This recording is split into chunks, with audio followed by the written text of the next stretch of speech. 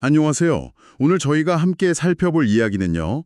정말 우리 식탁에 매일 오르는 계란에 대한 겁니다. 네, 계란이죠. 근데 이게 그냥 먹는 게 다가 아니라 이 조리법을 어떻게 하느냐에 따라서 영양 흡수율이나 건강 효과가 확 달라질 수 있다는 거예요. 맞습니다. 아주 흥미로운 주제죠. 사실 계란 후라이나 완숙, 가끔은 날계란도 먹고 되게 익숙한 방식들이 많잖아요. 네, 그쵸. 보통 그렇게들 드시죠. 그런데 이제 자료들을 보니까 이런 흔한 방법들보다 특정 조리법이 소화나 영양 흡수, 심지어는 혈관 건강에도 훨씬 좋다고 전문가들이 말하더라고요. 네, 그게 아이부터 또 어르신까지 모두에게 해당된다고 하니까 더 주목해 볼 만한 내용인 것 같습니다. 맞아요. 그래서 오늘 저희의 임무는 이 자료들을 좀 깊게 파고들어서 이 계란에 숨겨진 힘, 이걸 최대한 끌어내고 건강 효과를 높이는 그런 구체적인 조리법들을 한번 알아보는 겁니다. 네, 좋습니다. 정말 그 조리법 하나로 그렇게 큰 차이가 있을지 한번 시작해 볼까요? 네, 자료에서 가장 먼저 눈에 띄는 건 반숙 계란이 완숙보다 훨씬 좋다는 주장이에요. 소화도 잘 되고 단백질 흡수율도 높아서 위장에 부담이 적다는데 솔직히 저는 막연하게 완숙이 영양 손실이 적지 않을까 생각했거든요. 아, 네, 보통 그렇게 생각하기 쉽죠. 완전히 익혀야 뭔가 영양소가 보존될 것 같고, 네, 그렇죠. 근데 계란 단백질의 경우는 조금 다릅니다. 이 자료들에 따르면요. 반숙 상태일 때, 그러니까 노른자는 좀 부드럽게 흐르고 흰자는 익은 상태. 바로 이때 우리 몸의 소화 효소가 단백질을 분해하고 흡수하기 가장 좋은 그런 구조가 된다고 해요. 아, 구조 자체가 달라지는군요. 네. 완숙처럼 너무 단단하게 익어버리면 단백질 구조가 너무 빽빽하게 응고가 되어서요. 이 소화 효소가 제대로 이렇게 침투하기도 어려워진다는 거죠. 아, 그럼 결국 소화 시간이 길어지거나 흡수율이 떨어질 수도 있겠네요. 맞습니다. 그리고 반대로 날계란 흰자에는 아비딘이라는 성분이 있는데 이게 또 비오틴이라는 중요한 비타민 B군의 흡수를 방해할 수 있고요. 아, 날계란도 문제가 있군요. 네, 그리고 뭐 살모넬라균 위험도 당연히 있고요. 아하. 그러니까 단순히 덜 익고 덜 익고의 문제가 아니라 우리 몸이 영양소를 받아들이기에 가장 효율적인, 열쇠 같은 상태가 바로 반숙이라는 거네요. 정확합니다. 바로 그 효율성이 핵심이죠. 그럼 아침 공복에 먹으면 더 좋다는 얘기도 있던데요. 그건 왜 그런 건가요? 네, 맞아요. 자료에서 특히 아침 공복에 반숙 계란을 먹는 것의 이점을 좀 강조하는데요. 일단 부드러우니까 소화 부담이 적잖아요. 네, 그렇죠. 그러면서도 양질의 단백질이랑 지방 덕분에 포만감이 꽤 오래 갑니다. 아하, 포만감. 네. 그래서 하루 동안 에너지 수준을 좀 안정적으로 유지하는 데 도움이 되고 또 불필요한 간식 섭취를 줄이는 효과도 기대할 수 있는 거죠. 자료에는 변비 예방이나 피부 건강에도 긍정적이라는 언급도 있고요. 오, 결국 소화기관을 힘들게 하지 않으면서 필요한 영양은 제대로 챙길 수 있다. 이게 핵심입니다. 야, 속은 편안하면서 영양은 최대로 얻는다. 이거 정말 매력적인데요. 그렇죠. 자, 그럼 계란 익힘 정도에 대한 비밀은 알았고 다음으로 넘어가 보죠. 계란 요리하면 진짜 거의 자동으로 소금부터 찾게 되는데 자료에서는 이것도 다시 생각해 보라고 하네요. 네, 맞아요. 네, 이게 또 중요한 포인트인데요. 사실 한국인 식탁에서 나트륨 과잉 섭취는 계속 문제로 지적되잖아요. 네, 늘 짜게 먹는다는 얘기가. 그렇죠. 계란에 습관적으로 소금 뿌리는 것도 우리가 잘 모르는 사이에 나트륨 섭취량을 늘리는 원인이 될 수 있다는 겁니다. 아, 생각해 보니 그러네요. 이런 과도한 나트륨 섭취가 장기적으로는 고혈압이나 신장 기능에 부담을 줄 수 있다고 자료는 경고하고 있어요. 그래서 그 대안으로 제시하는 게 바로 들기름 몇 방울입니다. 이게 단순히 짠맛 대신 고소한 풍미를 더하는 걸 넘어서요. 네, 들기름이요? 네, 들기름에는 오메가3 같은 불포화 지방산이 아주 풍부하게 들어있거든요. 아, 오메가3. 네, 몸에 좋은 지방이요? 맞습니다. 이 성분이 혈중 콜레스테롤 수치를 개선하고 혈관을 깨끗하게 하는 데 도움을 줄 수 있는 그야말로 좋은 지방이죠. 저염 간장을 아주 조금 쓰는 것도 좋은 대안이 될 수 있고요. 잠깐만요. 계란에 들기름이라 솔직히 좀 낯선 조합이긴 한데요. 하하, 그렇죠. 좀 생소하게 느껴질 수 있죠. 고소한 맛이 어울릴 것 같기도 한데 소금의 그 짭짤한 감칠맛 그걸 대체할 수 있을까요? 건강에 아무리 좋아도 맛이 없으면 좀 손이 잘 안 갈 텐데. 네, 1, 2는 걱정이십니다. 맛의 선호도는 정말 개인차가 크니까요. 그렇죠. 근데 의외로 이 들기름 특유의 고소하고 향긋한 풍미가 계란하고 굉장히 잘 어울린다는 평가가 많아요. 특히 반숙 계란 노른자의 그 녹진한 맛이랑 만났을 때 시너지가 좋다고 하더라고요. 오, 노른자랑요? 네, 중요한 건 이걸 대체한다기보다는 새로운 풍미의 발견으로 접근해 보는 거죠. 아, 새로운 발견. 네, 이걸 좀 더 큰 관점에서 보면요.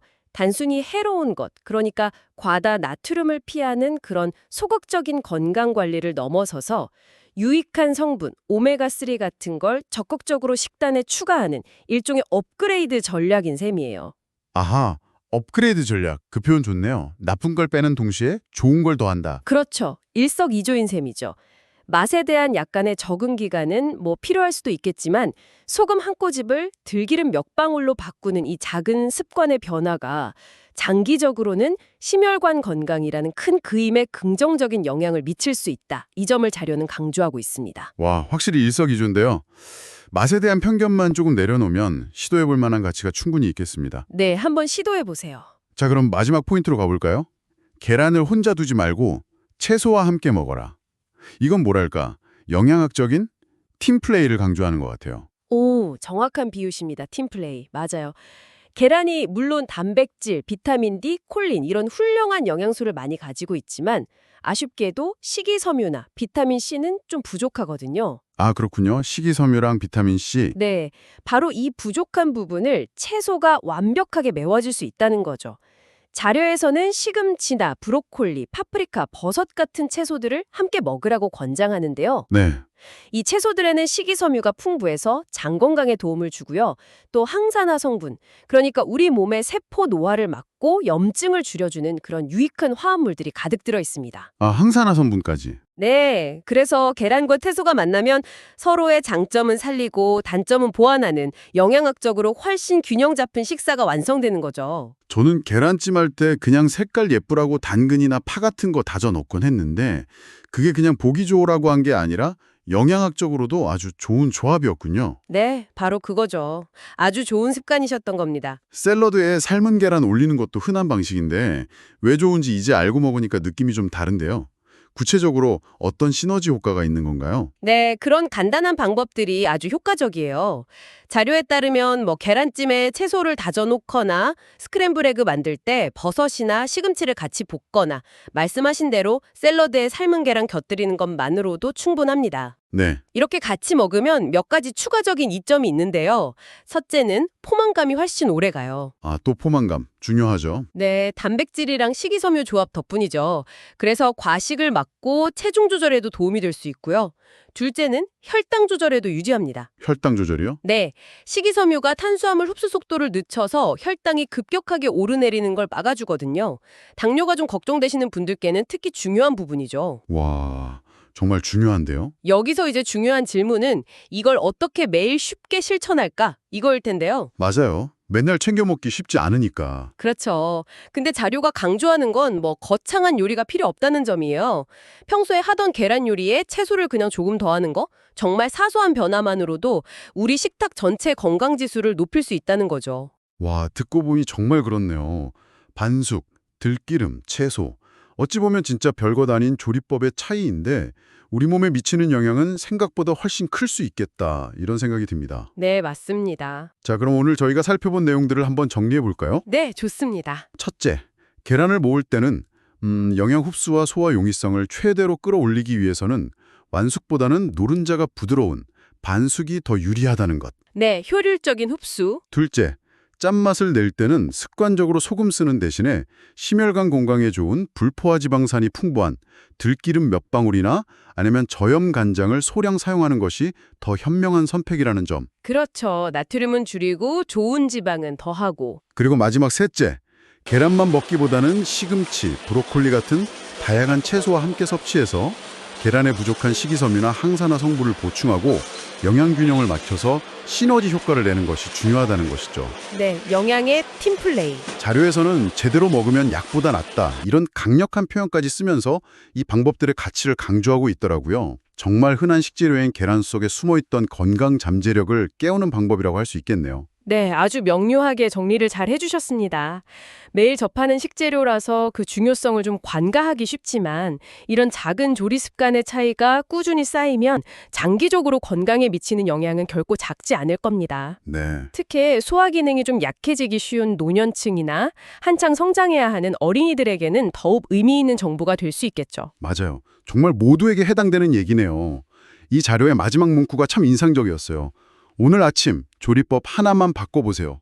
몸이 바로 반응합니다. 아, 네, 인상 깊은 문구죠. 듣고 계신 청취자 여러분도 혹시 내일 아침에는 늘 드시던 완숙 대신에 반숙으로 한번 드셔보시는 건 어떨까요? 아니면 소금 대신 들기름을 살짝 둘러어 보시는 것도 좋고요. 어쩌면 당신이 몸이 보내는 그 기분 좋은 변화를 금방 알아차리실지도 모릅니다. 네, 작은 실천이 중요하죠. 오늘 이렇게 계란의 조리법이 영양과 건강에 미치는 영향에 대해 좀 깊이 이야기 나눠봤는데요. 네. 여기서 한 걸음 더 나아가서 이런 질문을 던져볼 수도 있을 것 같아요. 계란처럼 뭐 완전 식품이라고 불리거나 영양가가 풍부하다고 알려진 다른 식재료들 있잖아요. 예를 들면 우유나 콩, 견과류 같은 것들이요. 아, 네네. 이런 것들도 혹시 우리가 일반적으로 사용하는 방법 말고 간단한 조리나 처리 방식의 변화를 통해서 그 영양 가치를 훨씬 더 끌어올릴 수 있는 그런 숨겨진 비결들이 존재하지는 않을까 하는 거죠. 오, 흥미로운 질문인데요. 예를 들어서 견과류 같은 경우도 물에 불리거나 살짝 볶기만 해도 특정 영양소의 흡수율이 달라진다는 연구들이 있거든요. 아, 정말요? 네. 그리고 콩 같은 경우는 발효시키면 원래 없던 유익한 성분들이 막 생겨나기도 하고요. 아, 그렇죠. 된장이나 청국장처럼요. 맞습니다. 어쩌면 우리가 너무나 당연하게 여기는 그런 식재료 손질법이나 조리법이 영양학적인 관점에서는 최선이 아닐 수도 있다는 거죠. 와, 이건 우리가 음식을 단순히 먹는 행위를 넘어서서 어떻게 잘 먹을 것인가에 대해 더욱 깊이 고민해볼 그런 흥미로운 숙제를 던져준다고 생각합니다. 정말 생각할 거리를 던져주는 질문이네요. 익숙한 식재료를 새로운 시각으로 바라보고 더 건강하게 즐길 방법을 탐구하는 여정은 앞으로도 계속될 가치가 있겠습니다. 네, 그렇습니다.